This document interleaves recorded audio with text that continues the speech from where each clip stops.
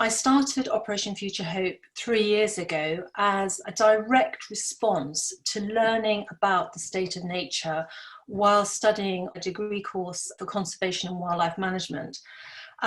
What stunned me was the sheer scale of biodiversity loss and the fact that very little was being said about it in the media. We were hearing lots about climate change, but hardly anything was being said about biodiversity loss. Before I tell you about the work that we do in schools, I'd just like to give you a snapshot into the state of nature so that you can just appreciate for yourselves exactly the scale of loss that we're talking about. So the state of nature today, right now on the planet, 96% of mammals on Earth today comprise of humans, livestock and our pets. Only 4% of wild animals remain. This is a devastating statistic.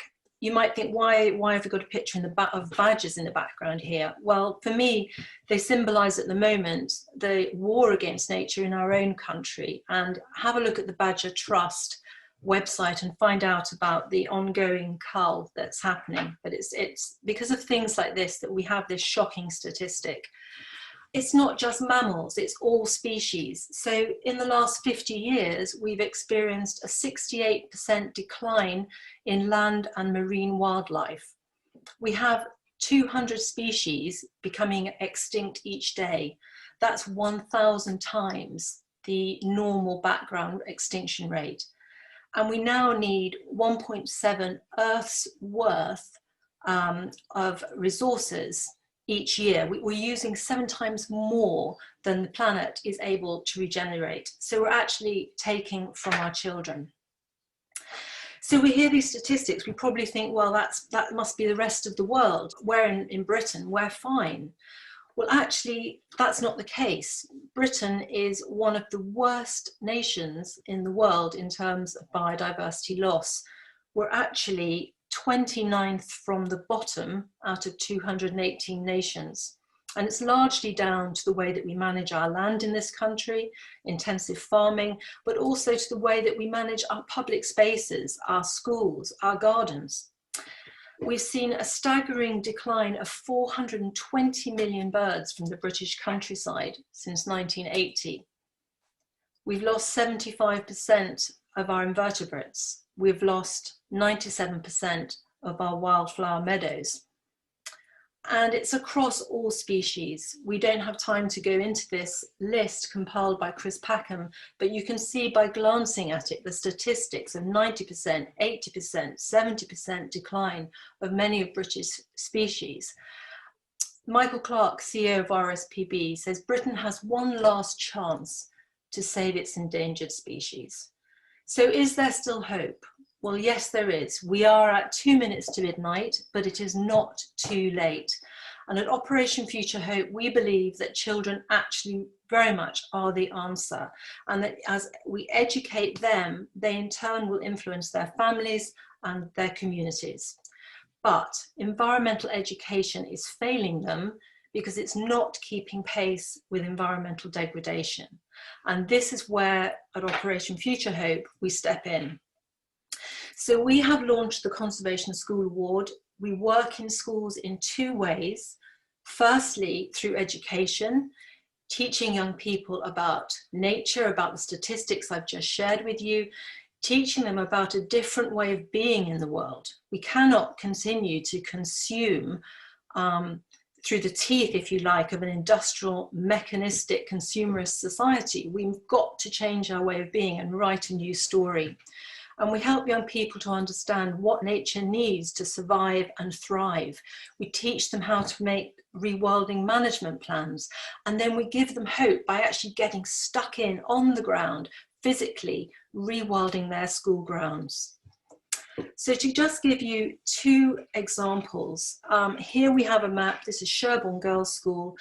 when we go into a school, we don't just create a little corner for wildlife, we go at landscape scale and we look at what we can do across the entire site. So we're looking about new hedgerows, hedgerow restoration, wildflower banks, wildflower meadows, lavender walks, spring meadows, orchards, ponds, nest boxes, a whole landscape scale.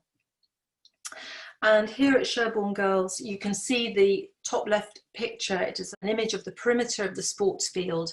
This is a pretty standard habitat across all schools. It's just monoculture grassland that goes right up to the boundary. Hedgerows are intensely managed, and there's nothing here for wildlife. So in this situation, there was topsoil stripping, and 6 schools came together to sow the meadow. And that was in April of 2019, and by July, August, you can see the transformation here. We now have long grass margins, wildflower meadows, hedgerows restored. We've got a wildflower pond in there, an orchard at the top. And as you can see, it doesn't affect the functionality of the sports facilities at all, but a wonderful way for children to learn at school. This is a completely different example of a state school. The bottom left picture shows, again, mowed grass and the intensely managed hedgerows. At the base of the hedgerow here is actually, it's all been sprayed off with herbicide, which we see in pretty much all schools we go to. It would have stayed like that all year round had it not been for our rewilding management plan and changing the way they manage the land.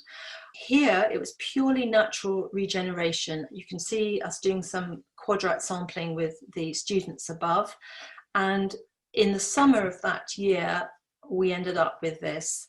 And that was purely through allowing natural regeneration. Not one seed was sown.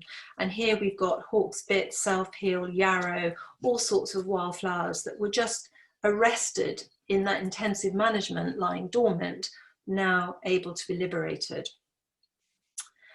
So what are we doing now? Well, next we are wanting to roll out the Conservation School Award across more of Dorset. We're already working with schools in Dorset, Somerset and Wiltshire. We want to expand, we want to go across the southwest, and we see no reason why this can't be a national initiative. And so I just want to thank you so much for all of your wonderful support. We want to reach more schools, educate more children, rewild more school grounds. So on behalf of all of nature and of future generations, we just say thank you so much for listening.